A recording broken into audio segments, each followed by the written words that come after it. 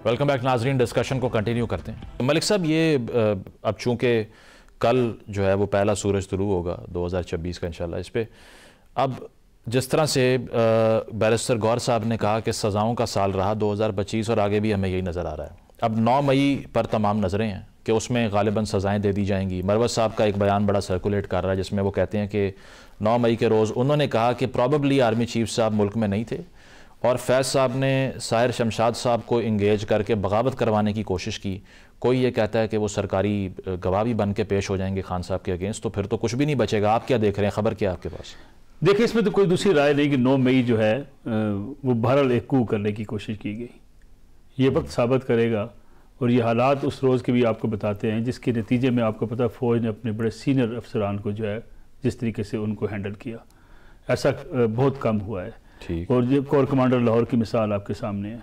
मसला ये था कि अगर पीटीआई इस बात को तस्लीम शुरू में कर लेती, आपको याद होगा कि DGISPR ने प्रेस कॉन्फ्रेंस से खिताब करते हुए कहा था कि अगर सच्चे दिल से माफ़ी मांगी जाए कि हमने 9 मई के जो वाक़यात हुए हैं और ये तस्लीम कर लिया जाए कि ये हमसे गलती हुई है, तो मामलात बेहतर हो सकते थे।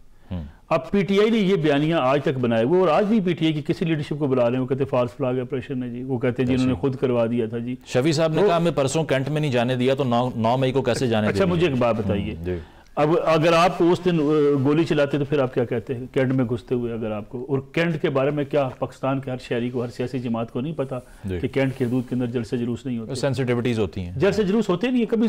पाकिस्तान की 75 साल तारीख में कैंट के अंदर जलसे जुलूस नहीं हुए, किसी ने वहाँ जुलूस ले जाने की बात नहीं की। अगर आप उसको तोड़ के, और फिर आप उस दिन ऐलान क्या कर रहे थे, आज हमने रेड लाइन तोड़ दी कैंट की, जो यहाँ कहा करते थे यहाँ लोग नहीं आ सकते, आज हम यहाँ पे आ गए। फिर आपने कहा हमने कोर कमांडर हाउस फतह कर लिया, तो मजीद सजाएं होंगी। मेरा ख्याल में मुश्किलात बढ़ेंगी पीटीआई की। पीटीआई जब तक सियासी मामलात की तरफ नहीं जाएगी, सियासी फैसलों की तरफ नहीं जाएगी, बिल्कुल आमिर साहब ने दुरुस्त बात की, क्या हुकूमत के ऊपर दबाव है?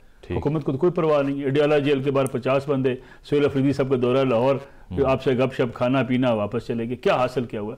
क्या लोग निकल आए? क्या लोग? सोहेल वड़ाई साहब कह रहे हैं कि कोई खास जो है ना वो एक्सेप्ट नहीं किया जा रहा शहबाज साहब को।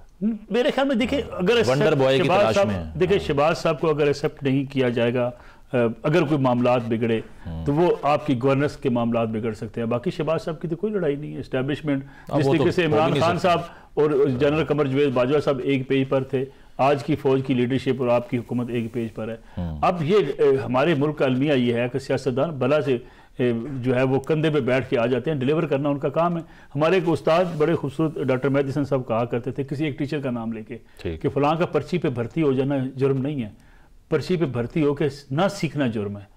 भाई खुदा के बंदों के कब किसी धक्के से अब आ ही गए हो तो गवर्नेंस आपको बेहतर करनी पड़ेगी। ये कहीं ना कहीं जाके कोई एक कन्फ्लिक्ट छोटी बहुत हो सकती है, लेकिन जो बाजार मुझे सच्ची बात है 2026 में नजर नहीं आती। सही। आमिर साहब, आप भी यही समझते हैं 2026 में स्पेस मजीद श्रिंक करेगी पीटीआई के लिए, और बर्फ पिघलने के लिए किसकी तरफ देखें? अचकज़ई साहब से उम्मीद रखें, सोहेल अफरीदी साहब से उम्मीद रखें, या क्या करें? मैं इसको यूं बयान करूंगा कि पाकिस्तान की सियासत में 2026 जो होगा वो 2025 से ज्यादा मुश्किल साल साबित हो सकता है, क्योंकि पाकिस्तान के मफाद में है कि यहाँ पे सियासी इस्तेहकाम आए और महाजराई का कुछ कमी हो, उसमें सियासी हिद्दत में कमी हो। अब वो अगर जारी और सारी रहती है, रिगार्डलेस के पीटीआई के साथ क्या होता है, पीटीआई पे दबाव पहले ही बहुत ज्यादा है, मतलब मजीद और क्या दबाव पड़ सकता है? उसकी लीडरशिप जो है फ्रंट लाइन में जेल में है।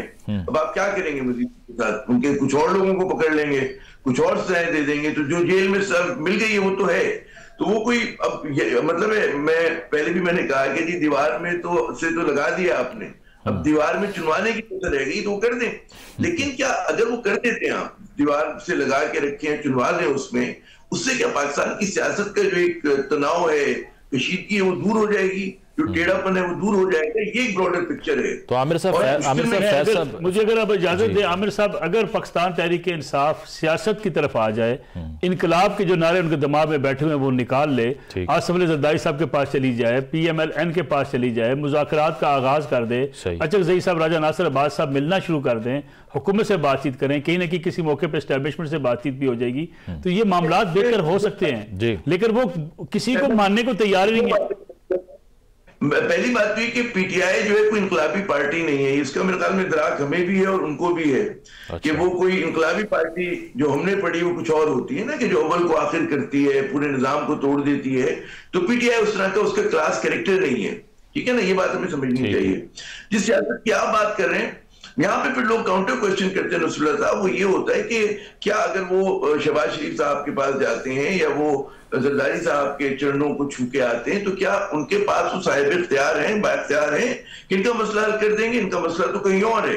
अच्छा। तो असल जो सवाल है, क्या हमारी जो एस्टेब्लिशमेंट है और हमारा पीटीआई है, जो पाकिस्तान का सबसे मजबूत मोतबर इदारा है और जो मकबूल सियासी जमात है, उनके दरमियान मेरे ख्याल में आमिर साहब, ये अगर नफरतें खत्म करेंगे सियासतदान आपस में, एस्टेब्लिशमेंट भी स्पेस देने को तैयार। ठीक है आमिर साहब, एक वन लाइनर ऐड कर लें इसमें कि शहबाज साहब के लिए भी अगला साल मुश्किल हो सकता है या उनकी जॉब सिक्योर है?